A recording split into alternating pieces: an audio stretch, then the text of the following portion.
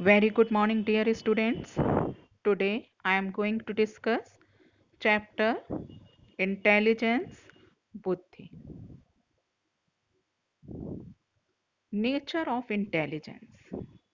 बुद्धि की प्रकृति. बुद्धि मनुष्य की एक ऐसी विशेषता है जो उसे दूसरे प्राणियों से अलग कर देती है. बुद्धि को कहीं एक तत्व के रूप में माना गया है और कहीं अलग-अलग कार्यों के लिए बुद्धि को अनेक तत्वों में माना गया है. बुद्धि के कारण ही व्यक्ति में समझ पैदा होती है. हर व्यक्ति में बुद्धि की अलग-अलग मात्रा होती है जो व्यक्ति को विशेष बनाती है. 19वीं सदी से यह विवाद चला आ रहा है कि बुद्धि को कैसे परिभाषित किया जाए. बुद्धि को विभिन्न रूपों में परिभाषित किया गया है तथा आज भी मनोवैज्ञानिक एवं शिक्षाविदों के लिए बुद्धि वाद विवाद का विषय बना हुआ है. बुद्धि के स्वरूप को समझने के लिए मनोवैज्ञानिकों ने प्रयास प्रारंभ किए, परंतु वे भी इसमें सफल नहीं हो पाए और बुद्धि की सर्वसम्मत परिभाषा नहीं मिल सकी. बुद्धि एक ऐसा मनुष्य का गुण है जो मनुष्य को और प्राणियों से बिल्कुल अलग कर देता है. अब बुद्धि को ये कैसे निर्धारित किया जाए कि कौन सा व्यक्ति बुद्धिमान है, कौन सा अधिक बुद्धिमान है. अब ये बहुत बड़ा प्रश्न उठता है कि जो व्यक्ति पढ़ा लिखा नहीं है, अनपढ़ है, क्या वो व्यक्ति भी बुद्धिमान हो सकता है और यदि हाँ तो कैसे. इसलिए इस स्वरूप को समझने के लिए अलग अलग मनोवैज्ञानिकों ने बुद्धि की अलग अलग परिभाषा दी है. बुद्धि की परिभाषा डेफिनेशन. मनोवैज्ञानिकों ने परिभाषा को 3 वर्गों में भागों में बांटा है. पहला, बुद्धि एक सामान्य योग्यता है. दूसरा, बुद्धि 2 या 3 योग्यताओं का योग है. तीसरा, बुद्धि समस्त विशिष्ट योग्यताओं का योग है. अब बुद्धि को समझने के लिए कि बुद्धि क्या है, हमें 3 स्तर पर परिभाषाओं को लेकर चलना होगा, जिसमें बुद्धि सामान्य योग्यता है को लेकर के हम डिस्कस करेंगे. बुद्धि एक सामान्य योग्यता के रूप में. इस प्रकार की विचारधारा को मानने वाले मनोवैज्ञानिक Terman, Ebbinghaus, Stout, Burt Carlton, Stern आदि हैं. इन मनोवैज्ञानिकों के अनुसार बुद्धि व्यक्ति की सामान्य योग्यता है जो उसकी हर क्रिया में पाई जाती है. इन मनोवैज्ञानिकों ने बुद्धि की परिभाषा इस प्रकार प्रस्तुत की है. टर्मन के अनुसार, according to Terman, intelligence is the ability to carry out abstract thinking. Terman के अनुसार बुद्धि समस्या को हल करने की योग्यता है. स्टर्न के अनुसार नवीन परिस्थितियों के साथ समायोजन करने की योग्यता ही बुद्धि है. बुद्धि को अनेक रूपों में परिभाषित किया गया. स्टर्न कहते हैं कि वो व्यक्ति बुद्धिमान है जो नई परिस्थिति के साथ एडजस्टमेंट समायोजन कर ले. अगर एक व्यक्ति कम पढ़ा लिखा है, अनपढ़ है, लेकिन वो सभी परिस्थितियों में कहीं भी वो जाता है और उसका समायोजन बहुत अच्छी तरह से हो जाता है, चाहे वो स्कूल हो, पड़ोस हो, घर हो, समाज हो, तो व्यक्ति बुद्धिमान कहलाएगा. अगर एक बहुत पढ़ा लिखा व्यक्ति है और उसका समायोजन परिवार में, समाज में, उसके स्कूल में, उसके व्यवसाय में, नौकरी में ठीक ढंग से नहीं हो पा रहा तो उस व्यक्ति को बुद्धिमान नहीं कहा जाएगा। According to Stern, intelligence is the ability to adjust oneself to a new situation. उसी के बाद गाल्टन ने इसको परिभाषित किया। गाल्टन के अनुसार बुद्धि विभेद करने एवं चयन करने की शक्ति है। Intelligence is the power of discrimination and selection. यहाँ पर बुद्धि को जानने के लिए मनोवैज्ञानिकों ने बुद्धि को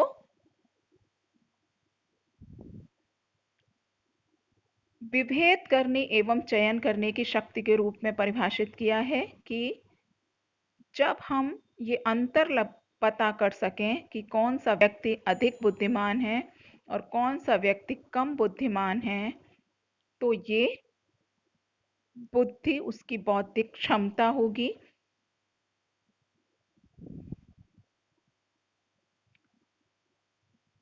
दूसरे विचारधारकों ने बुद्धि को 2 या 3 योग्यताओं का योग मिश्रण माना है। इस प्रकार की विचारधारा को मानने वालों में स्टैनफोर्ड बिने का नाम विशेष रूप से लिया जाता है।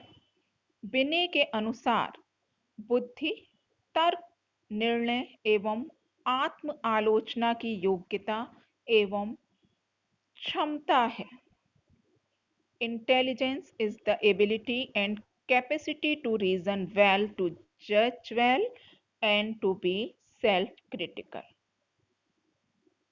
यहाँ पर उस व्यक्ति को बुद्धिमान माना जाएगा जिसमें तर्क करने, निर्णय करने, जो बहुत स्ट्रिक्ट डिसीजन लेता हो अपने बारे में या किसी भी समस्या का समाधान करने में एक बार में ही दृढ़ निश्चय हो जाना एवं अपनी आलोचनाओं को स्वीकार करने की योग्यता और अपनी क्षमताओं को, आपके अंदर क्या कैपेसिटी स्किल्स हैं, उसको अगर आप अच्छी तरह से जानते हैं तो भी आप बुद्धिमान कहलाएंगे। नेक्स्ट इंपॉर्टेंट एस्पेक्ट, बुद्धि के प्रकार। थॉर्नडाइक ने बुद्धि को परिभाषित करने के साथ बुद्धि को 3 प्रकार में बांटा। पहला, मूर्त बुद्धि, एब्स्ट्रैक्ट इंटेलिजेंस। एब्स्ट्रैक्ट इंटेलिजेंस वो होती है जो सामने दिखाई पड़े, जिसको हम विजुअलाइज कर सकें, देख सकें। जैसे अगर कोई इंजीनियर है, वो अगर कोई काम करता है तो हम ये देख सकते हैं कि उसने कितना सही ढंग से ब्रिज का, पुल का निर्माण किया या अन्य निर्माण किए, तो ये मूर्त बुद्धि के अंतर्गत आएगा। दूसरी बुद्धि, अमूर्त बुद्धि। अमूर्त बुद्धि वो बुद्धि है जो हमें साकार रूप में दिखाई ना भी पड़े। जैसे अमूर्त बुद्धि के अंदर वो व्यक्ति बुद्धिमान है जो बहुत सारे फॉर्मूलाज, समीकरणों को याद रखने में बहुत ही सक्षम होते हैं। और अमूर्त बुद्धिकारों में डॉक्टर, चित्रकार, मनोवैज्ञानिक जो आपके अमूर्त विचारों को भी समझ लेते हैं, आते हैं। तीसरी तरह की बुद्धि है सामाजिक बुद्धि। सामाजिक बुद्धि वो बुद्धि है जो समाज में लोगों के बीच में बहुत अच्छी अंडरस्टैंडिंग, समझ बना ले और लोगों के साथ उनकी समस्याओं को सुने, समाधान करे, तो वो बुद्धि सामाजिक बुद्धि कहलाती है। तीसरा जो वर्ग है, उन्होंने बुद्धि की जो परिभाषा दी है उसके अंतर्गत बुद्धि समस्त विशिष्ट योग्यताओं का योग है। बुद्धि के इस वर्ग की परिभाषाओं के अंतर्गत मनोवैज्ञानिकों ने विभिन्न प्रकार की विशिष्ट योग्यताओं को बुद्धि को बुद्धि की संज्ञा दी है। इन विचारों को मानने वाले थॉर्नडाइक, थर्स्टन, थॉमसन, वेस्लर और स्टोडार्ड हैं। थॉर्नडाइक महोदय के अनुसार उत्तम क्रिया करने एवं नई परिस्थिति के साथ समायोजन करने की योग्यता को बुद्धि कहते हैं। Intelligence is the ability to make good responses and is demonstrated by the capacity of deal effectively with new situations. Next बहुत ही इम्पॉर्टेंट एस्पेक्ट जिस पर कि हम प्रकाश डालेंगे वो हैं बुद्धि के सिद्धांत। बुद्धि के सिद्धांत बुद्धि के तत्वों पर ही आधारित हैं और यहाँ पर बुद्धि को एक कारक, द्विकारक, बहुकारक के रूप में परिभाषित किया गया है। अनेक मनोवैज्ञानिकों ने अपने अपने विचार बुद्धि को परिभाषित करने, समझने के लिए सिद्धांत का निर्माण किया, जिसमें प्रमुख सिद्धांत बिने महोदय द्वारा दिया गया, जिसे बिने का एक कारक सिद्धांत कहा जाता है, यूनिफैक्टर थ्योरी ऑफ बिने। इस सिद्धांत के अनुसार बुद्धि को एक तत्व के रूप में माना गया है। इस सिद्धांत का प्रतिपादन फ्रांस के मनोवैज्ञानिक एल्फर्ड बिने ने किया तथा इस सिद्धांत के अनुसार बुद्धि वह शक्ति है जो समस्त मानसिक कार्यों को प्रभावित करती है। सभी कार्यों को करने के लिए एक ही तरह की बुद्धि की आवश्यकता होती है। इन मनोवैज्ञानिकों ने बुद्धि को एक समग्र रूप माना और बुद्धि को समस्त मानसिक कार्यों को प्रभावित करने वाली एक शक्ति के रूप में माना गया है। उन्होंने यह भी माना कि बुद्धि समग्र रूप वाली होती है। इसका अर्थ है कि बुद्धि एकदम एक समग्र होल पूर्णता के रूप में होती है और व्यक्ति को एक विशेष कार्य करने के लिए अग्रसित करती है, उसे आगे बढ़ाती है। यह एक एकत्व का खंड है जिसका विभाजन नहीं किया जा सकता। ये बुद्धि को उन्होंने एक खंड के रूप में माना और उन्होंने कहा कि हर व्यक्ति में एक ही प्रकार की सामान्य बुद्धि होती है और जिसे कि हम अलग अलग भागों में नहीं बांट सकते हैं। इस सिद्धांत के अनुसार यदि व्यक्ति किसी एक विशेष क्षेत्र में निपुण है, दक्ष है, तो वह अन्य क्षेत्रों में भी निपुण होगा। इसी एक कार्य की सिद्धांत को ध्यान में रखते हुए बिने ने बुद्धि की व्याख्या निर्णय की योग्यता के रूप में मानी है। अमेरिका के मनोवैज्ञानिक टर्मन और जर्मनी के मनोवैज्ञानिक एबिंगहॉस ने इस विचार का समर्थन किया। टर्मन ने इस विचार करने की योग्यता माना और स्टर्न ने इसे नवीन परिस्थितियों के साथ समायोजन करने की योग्यता के रूप में माना है। इस तरह से ये सिद्धांत हमें बताता है कि बुद्धि एक तत्व है, एक कारक है जो कि सभी व्यक्तियों में वही कारक पाया जाता है और ये कारक किसी में कम, किसी में ज़्यादा और किसी में बहुत ज़्यादा होता है। तो इस तरह से एक यूनिफैक्टर, एक तत्व की सिद्धांत इस विचार को कहा गया। इसके बाद द्वितत्व सिद्धांत या द्विकारक सिद्धांत का प्रतिपादन हुआ और इस सिद्धांत का प्रतिपादक स्पीयरमैन हैं और उनके अनुसार बुद्धि की संरचना में दो कारक, पहला सामान्य कारक और दूसरा विशेष कारक, इनमें से एक को उन्होंने सामान्य बुद्धि तथा दूसरे को विशिष्ट बुद्धि कहा है। यहाँ पर स्पीयरमैन ने बुद्धि को दो कारकों में बदल दिया, पहला सामान्य कारक और दूसरा विशेष कारक।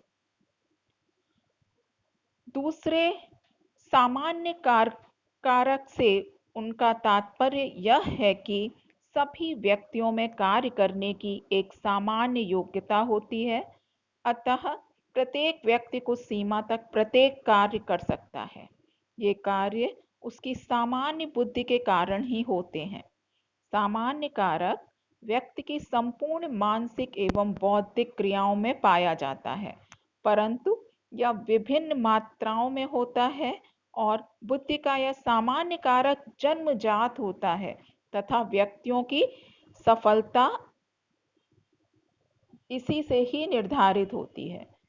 अब उन्होंने कहा कि पहला जो कारक है वो सामान्य कारक है और ये सभी व्यक्तियों में पाया जाता है, ये जन्मजात कारक है। और एक व्यक्ति में कितनी बुद्धि है, वो कितना सफल होगा, इसका हम अनुमान इसी सामान्य कारक से लगा सकते हैं। दूसरा तत्व जो बहुत ही इंपॉर्टेंट है उनके अनुसार, विशिष्ट कारक, जिसे उन्होंने स्पेसिफिक फैक्ट भी कहा, फैक्टर कहा, एस फैक्टर। इसकी 3 मुख्य विशेषताएं भी बताएं। विशिष्ट कारक से मतलब यहाँ पर है कि हर व्यक्ति में उनके अनुसार सामान्य कारक के साथ साथ कुछ विशेष कारक भी होते हैं जो विशेष प्रकार की क्षमताओं को विकसित करने के लिए उत्तरदायी होते हैं। और इन विशिष्ट कारकों की मुख्य विशेषताएं इस प्रकार हैं। पहला, इस कारक का स्वरूप परिवर्तित होता रहता है। अलग अलग मानसिक कार्य को करने में अलग अलग कारकों का प्रयोग होता है। उन्होंने कहा कि जो व्यक्ति को विशिष्ट कारक विशेष बनाता है, विशिष्ट बनाता है। अब जैसे कि सामान्य कारक उस व्यक्ति के अंदर है और उसमें कुछ विशिष्ट योग्यता अगर है, अगर वो बहुत अच्छा गाना गा सकता है तो वो कारक उस व्यक्ति में विशेष कारक होगा और वो कारक परिवर्तित होता रहता है, वो ज़्यादा कम होता रहता है। दूसरा महत्वपूर्ण विशेषता, एक ही व्यक्ति में एस कारक की मात्रा भिन्न भिन्न हो सकती है। एक कार्य को करने के लिए एस कारक की मात्रा अधिक हो सकती है, उसी व्यक्ति में दूसरे कार्य को करने की मात्रा कम हो सकती है। जैसे एक व्यक्ति में गाना गाने की इस कारक क्षमता अधिक एवं पेंटिंग करने की क्षमता कम हो सकती है। इसका मतलब कि उसमें 2 विशेष योग्यताएं हैं, पेंटिंग करना और गाना गाना। लेकिन ये दोनों विशेषताएं उसमें हो सकता है कि पेंटिंग की विशेषता ज़्यादा हो सकता है कि गाना गाने की विशेषता, विशिष्ट विशेषता कारक उसमें कम हो, अगर इन दोनों कारकों की तुलना की जाए। और यहाँ पर उसमें 2 तरह की विशिष्ट योग्यता पाई जा रही है, जो कि उसमें 2 तरह के स्पेसिफिक फैक्टर पाए जा रहे हैं।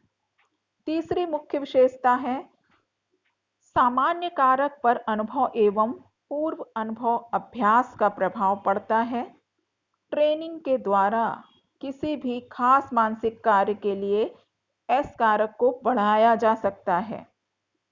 जैसे साइकिल सीखने में ट्रेनिंग, प्रयास, अभ्यास से व्यक्ति और अच्छा कार्य कर सकता है। स्पेसिफिक कारक और सामान्य कारक के लिए उन्होंने कहा कि इनकी विशेषता है कि अपने अनुभव एवं प्रयास से, प्रैक्टिस से हम इसको और ज़्यादा बढ़ा सकते हैं।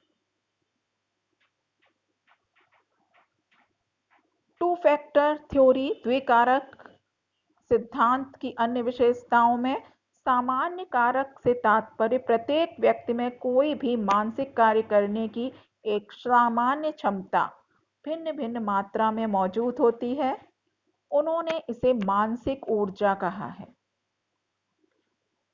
स्पीयरमैन इसे मानसिक ऊर्जा कहते हैं। विशेष बुद्धि प्रत्येक मानसिक क्रिया में कुछ विशिष्टता की आवश्यकता होती है। प्रत्येक मानसिक कार्य कुछ भिन्न होते हैं, इसलिए इसे एस कारक कहा जाता है। व्यक्ति की विशेष क्रियाएं व्यक्ति बुद्धि के एक विशेष कारक द्वारा होती हैं। यह कारक बुद्धि का विशिष्ट कारक स्पेसिफिक फैक्टर कहलाता है। एक प्रकार की विशिष्ट क्रिया में बुद्धि का एक विशिष्ट कारक कार्य करता है तो दूसरी क्रिया में दूसरा विशिष्ट कारक। अतः भिन्न भिन्न प्रकार की विशिष्ट क्रियाओं में भिन्न भिन्न प्रकार के विशिष्ट कारक की आवश्यकता होती है। ये विशिष्ट कारक भिन्न भिन्न व्यक्तियों में भिन्न भिन्न मात्रा में भिन्न भिन्न प्रकार के होते हैं। इसी कारण लोगों में, व्यक्तियों में व्यक्तिक भिन्नता पाई जाती है। व्यक्ति एक दूसरे से अलग होते हैं। इस सिद्धांत के अनुसार एक व्यक्ति से दूसरे व्यक्ति में जो भिन्नता, बुद्धि के स्तर में जो अंतर होता है, वो विशिष्ट बुद्धि तत्व के कारण होता है। अलग अलग व्यक्तियों में कुछ अलग अलग विशिष्ट गुण होते हैं। उनके अनुसार कुछ विशिष्ट तत्व होते हैं जो व्यक्ति को विशिष्ट बनाते हैं, एक दूसरे से अलग करते हैं। बुद्धि के सामान्य कारक जन्मजात होते हैं, जबकि विशिष्ट कारक अधिकांशतः सामाजिक अर्जित होते हैं। इससे आशय है कि बुद्धि के सामान्य कारक जो बुद्धि है वो जन्म से सामान्य कारक होता है, और जो विशिष्ट योग्यता क्षमता जो हम प्राप्त करते हैं वो हम समाज में रह करके अर्जित करते हैं, प्राप्त करते हैं, सीखते हैं। अब जैसे साइकिल चलाना हमें नहीं आता, लेकिन इतनी सामान्य योग्यता हमारे अंदर है कि हम उसे सीख सकते हैं।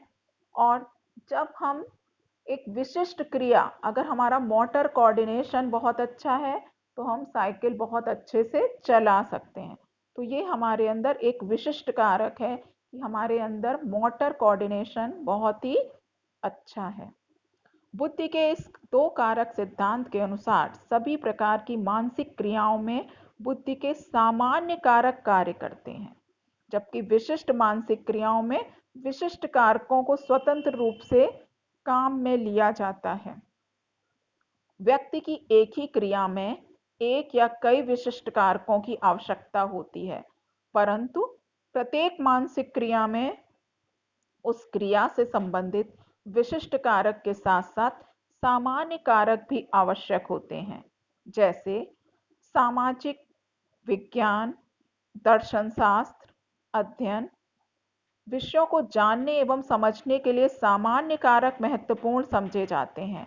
वहीं यांत्रिक, मैकेनिकल, चित्रकारी, कला, संगीत जैसे विशिष्ट विषयों को जानने और समझने के लिए विशिष्ट कारकों की प्रमुख रूप से आवश्यकता होती है।